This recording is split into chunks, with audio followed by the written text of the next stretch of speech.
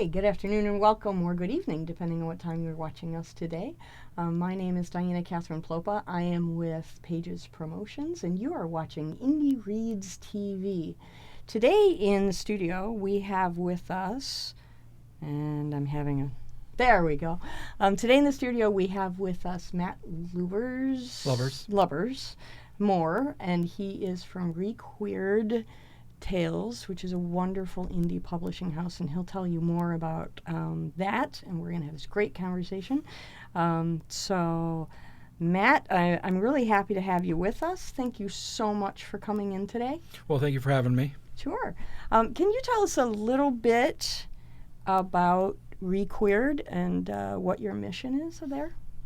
Our mission is to reintroduce to the world lost voices of the LGBTQ authors from the 70s, 80s, 90s, and early 2000s. We started up as just a group of friends talking about how nice it would be to see some of these authors come back, and that they're not readily available. And even if you look up some of them on Amazon or used book sites, their books are going for hundreds of dollars because they've just been so out of print, but still in demand.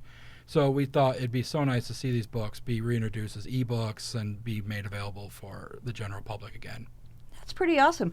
How do you go about acquiring the rights to republish these books? Are they in public domain? Do you have to get the author's permission? How do you go about doing that? They're not in public domain. Most of them, unfortunately, a lot of the authors that we are attempting to republish, the authors have passed away. So we have to track down the estates, their heirs, and try and get the rights that way. We're currently working with one university who the author passed away, had no family, and gave all of his rights to the university. So we're working with them currently to try and get his books back. I see. How long a process does that take? I would imagine that just the investigation about are there any errors, where do we find them, how long does it take you to dig up all that information and then get permission to repub a book? Some of them are super easy. Some of them we look up the obituaries and it will list who's left. And we just contact them and say, hey, we're looking for the heir who has the rights to give us the permission. Other people don't know. Grant Michaels that we are publishing, we contacted his brother. His brother thought he had the rights. It turns out he didn't. He gave us Grant Michaels' friend. He didn't think he had the rights, which passed to, he gave up all the documents and papers to Boston Library. They claimed they didn't have the rights. They claimed that the guy who donated the rights, the papers, had the rights, and so it was a lot of back and forth. I see. So this is not just as easy as calling up the Library of Congress and finding out who owns it. You have to do a lot more than that?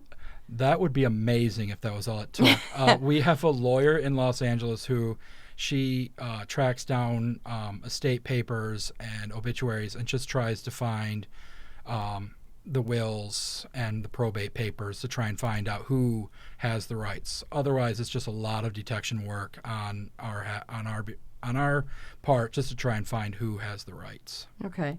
And it's not always that you're dealing with deceased authors. I know that you have some living authors on your list as well. Lev Raphael is one of those authors.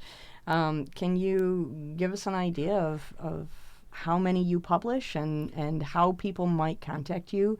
Maybe they know of a book. I mean, we have your website, crawling across the screen, but how would people go about saying, hey, this needs to be back into the availability market? How would somebody go about investigating that with you? On our website, there is a contact us link. You can also contact us at info@requeeredtales.com. You can look us up on Facebook, Twitter, Instagram. You can also contact me at my Facebook page. So there are ways of contacting us. Otherwise, we have 7 authors at the moment. We are working with more. We have 3 living authors. We have Lev Raphael, who's a great Michigan Lansing author. who's written a lot. He's written a lot of mysteries and stuff and other stuff. We have Felice Picano, who has amazing books like People in History, The Lure, Onyx, and then we also have a Canadian author. Oh, actually, I'm sorry. We have 4 living authors and 3 deceased. Okay. We have Jack Dixon out of Scotland, amazing author. By the time you get done reading his books, you will be speaking as if you were a native-born Scot. It's great. Amazing. The other author that we have is I am so sorry about having to look at my notes list. are good. We also have Edward Phillips out of Canada, and he's an elderly gentleman who was very, very thrilled when we contacted him about republishing his works. Okay. On average, we're having some technical things. On average, how many books do you ascribe to publish per year? Right now, we all have day jobs. We're all... Don't we all? Yeah. So this is not something that we're doing full time. It has seemed like a full-time job at times. Right now, what we're trying to do is 2 books per month. Okay. We try and release them the 15th and the 30th or the 31st of each month. February will be the 29th, but yeah. Okay, great. So I'd like you to tell us a little bit about the books, if you would. If I can pull them up on the screen. I'm working on it, and I'm having some challenges. Here, let me see if I can pull it up here. There's the handy-dandy. That's what people should look for when they're looking for your website. Yes, they should. We have a beautiful black and white logo as well, so it's really nice. This was the Let's Get Criminal by Lev Raphael. It's the very first book in Lev Raphael's Nick Hoffman series. Okay. I think he just came out with the 10th or 11th book in that series. Yeah, I saw that on his Facebook page. So this is the first book, and it has been out of print for a while, and he's been looking for a publisher to pick it back up. Okay. But it's not it's not the newest, shiniest object, so a lot of publishers kept passing on it. But it's an amazing book, and I really highly recommend people get into this one to really explore the rest of the Nick Hoffman, Michianapolis, State University of Michigan title here. Mm-hmm. Okay. And again, let's see if I can... Having some technical challenges today. I do apologize for that. So Jack Dixon, can you tell us a little bit about his work? Jack Dixon is the Scottish author I was talking about. His main character is a guy named Jas Anderson. He's a Scottish police officer who is framed by the local mafia into killing his lover. He's a closeted police officer, but as the story goes through, he starts to come out more and more at his boyfriend's insistence. And the eve before they're to go to Los Angeles on vacation, his lover is killed, and Jas Anderson has to go around and try and figure out who killed his lover. Wow. Sounds like a really intriguing piece. Yes. There are not enough hours in the day for me to do as much reading as I would like.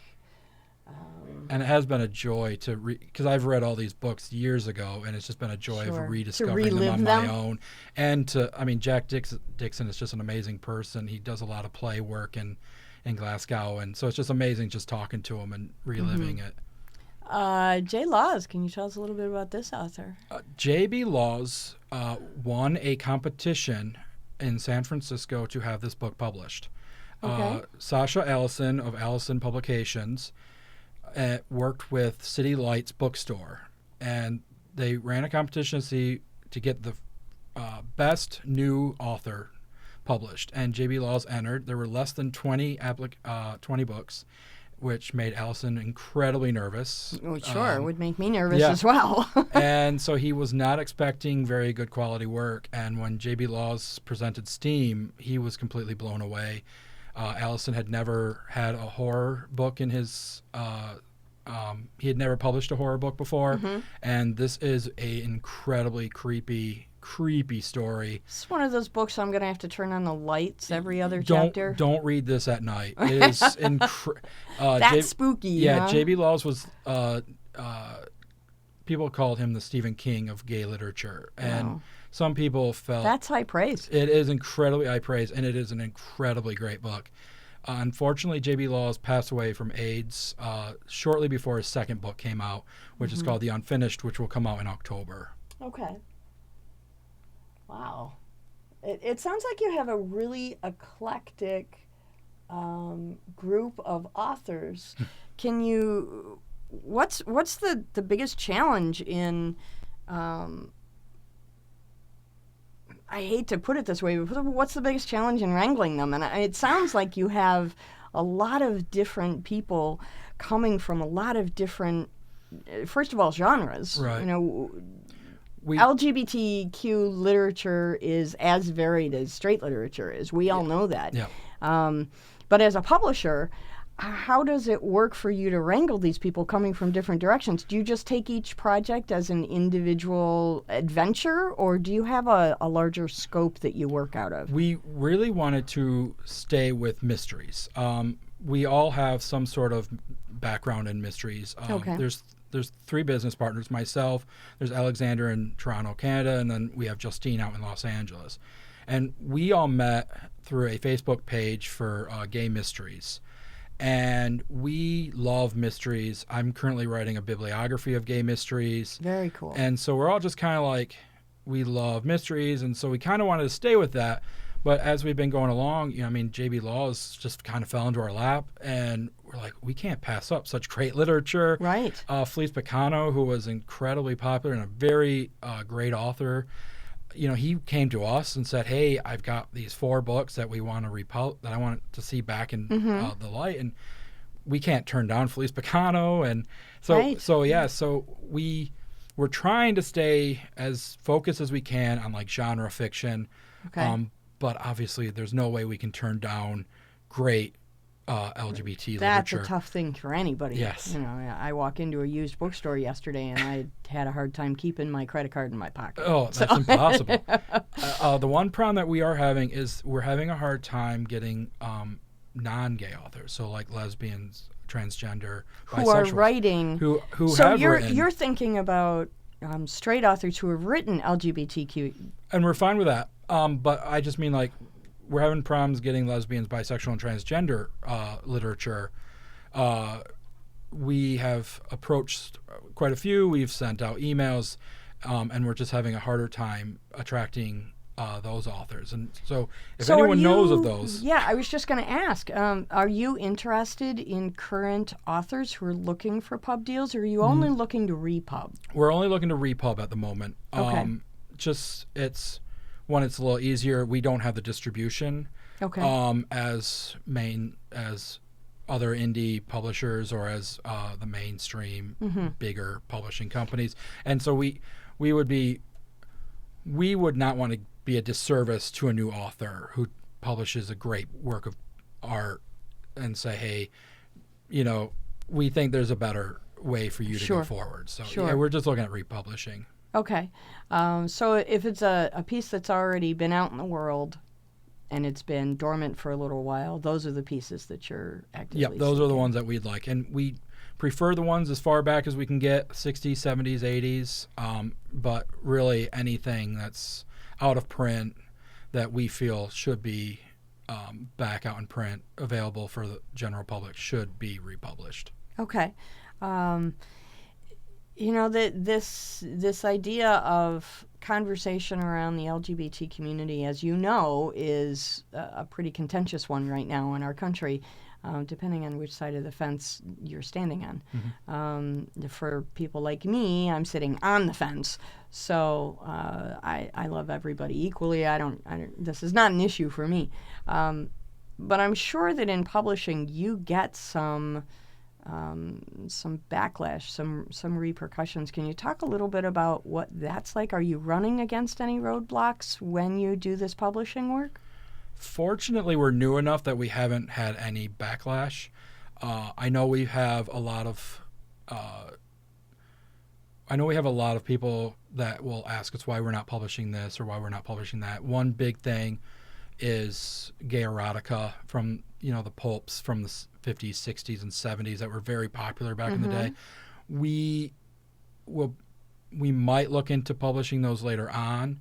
and I know they were very, very influential in the 50s, 60s, and 70s Sure, to yeah. bring gay rights kind of out and present to, the general fiction, to the general population.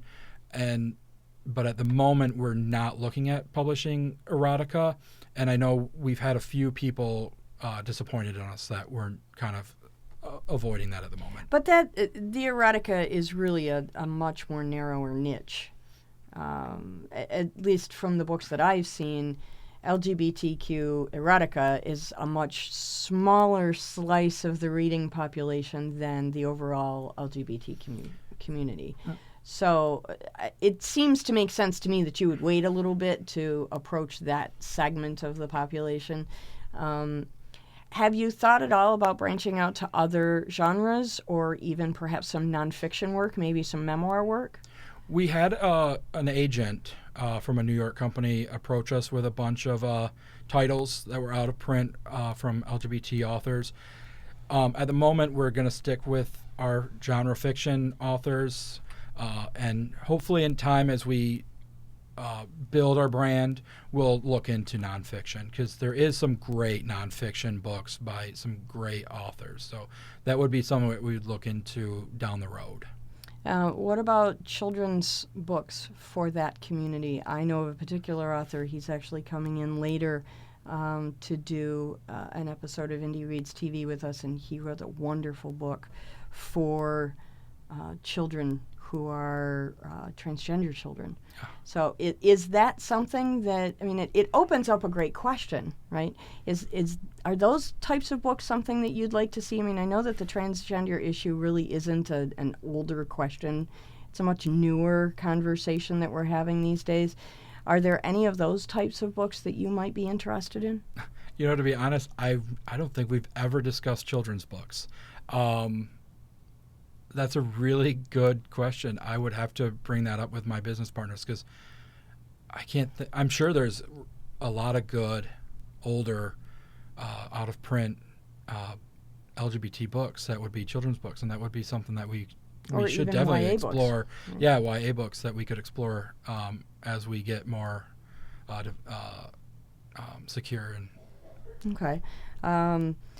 What was the impetus? Let's kind of go back in time. What was the impetus? What got you started in publishing these books in particular, and not just this community of books, but I mean, I know you spoke earlier about, we really think we need to see these back in the world, but there had to have been a trigger one day, whether it's sitting around a campfire with friends going, I read this book once that. So what was that initial trigger that made you want to go into this as a life choice for a career?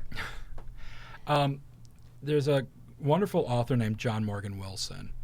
He wrote about a journalist, Benjamin Justice, who he early on in his career he lied about a piece, and he lost a lot of prestige, and so he ends up investigating crimes as he goes.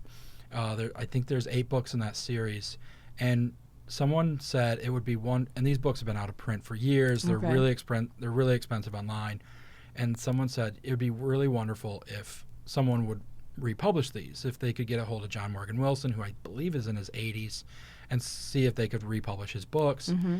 And we thought, oh my gosh, that'd be wonderful. That's what we should do. We should look into republishing John Morgan Wilson and just start doing this. And we are in talks with John Morgan Wilson. He wants to rewrite some of his books before he starts putting them back out there. Unfortunately, he has some issues with his eyes. Okay. He has problems with his hands, so it's he's slow 84. going. Yeah. So he's slow going, but he's got a lot of will, and hopefully we'll be able to work this out with him and get his books out there and republished. And that was really the thing that motivated us to do this. And we were only going to plan on just doing the one or his books, Mm-hmm. and just leave it at that. And then we started thinking, well, why don't we just start looking at more books, this one, and just see where we can go and see how many more authors that we can publish. Sure.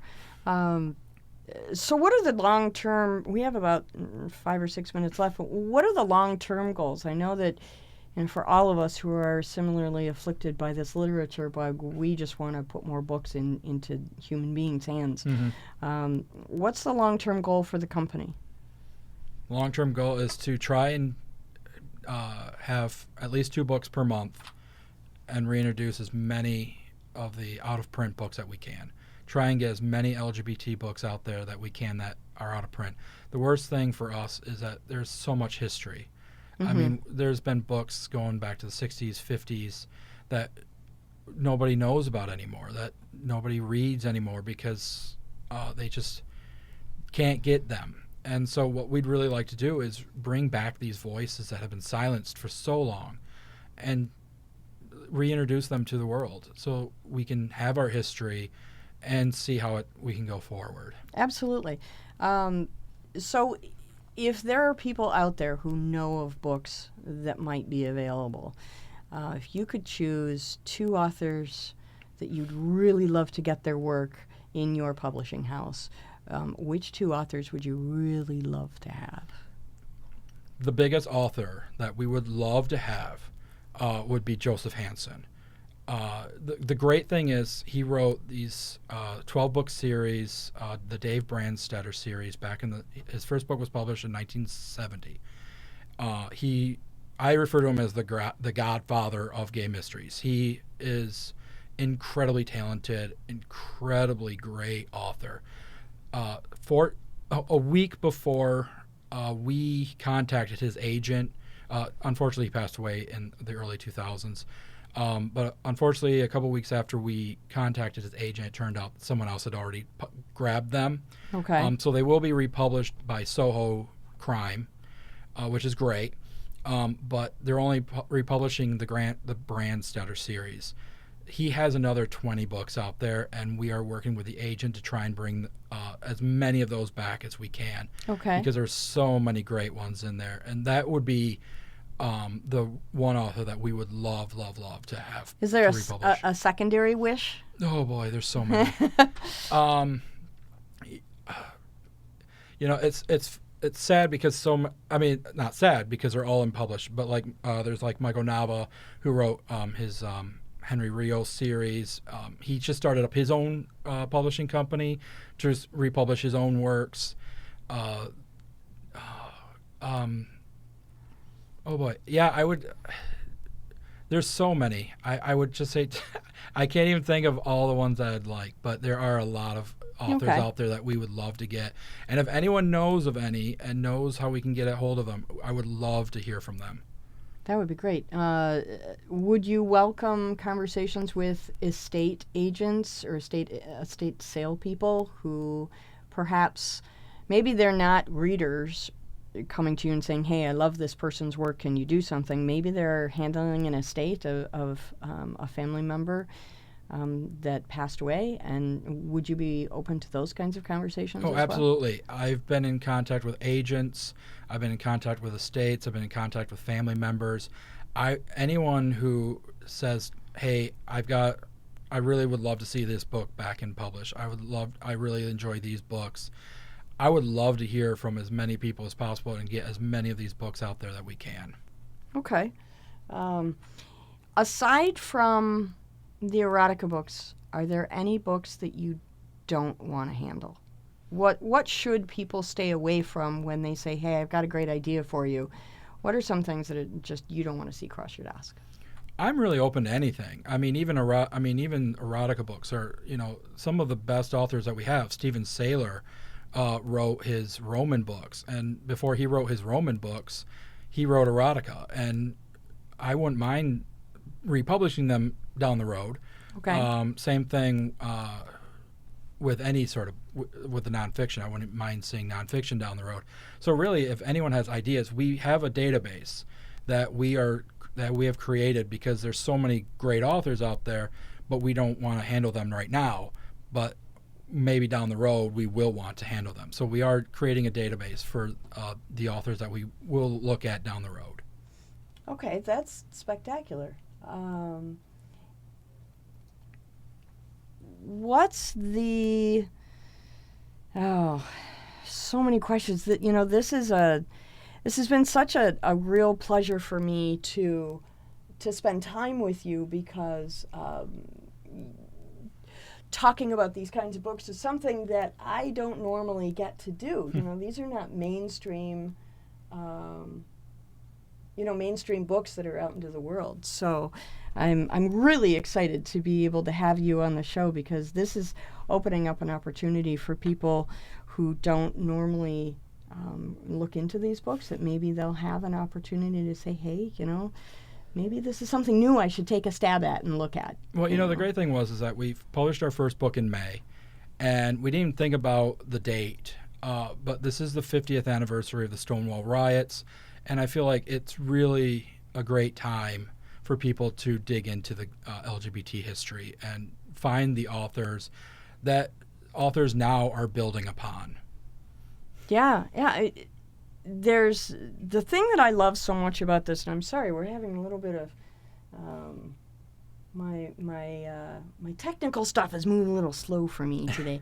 The thing that's really exciting for me about this is that with ReQueered Tales, we get to be reminded of a slice of our literature heritage that we normally don't think about.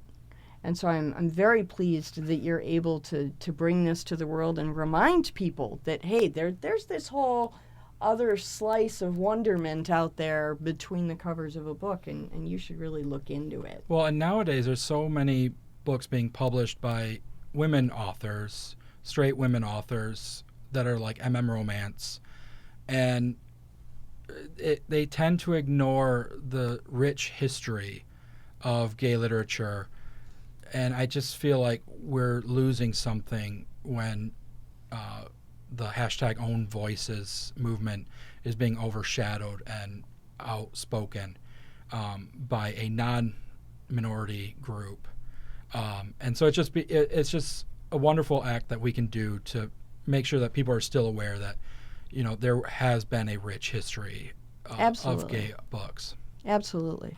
Thank you so much for coming in today. We are sadly out of time. I had so many more questions. Yeah. Maybe we'll have you back again. All right. Sounds good. I appreciate you coming in. And again, people can reach you at requeeredtales.com. And I hope to see more and more of your work coming out into the mainstream. Well, thank you so much for having me. Thank you.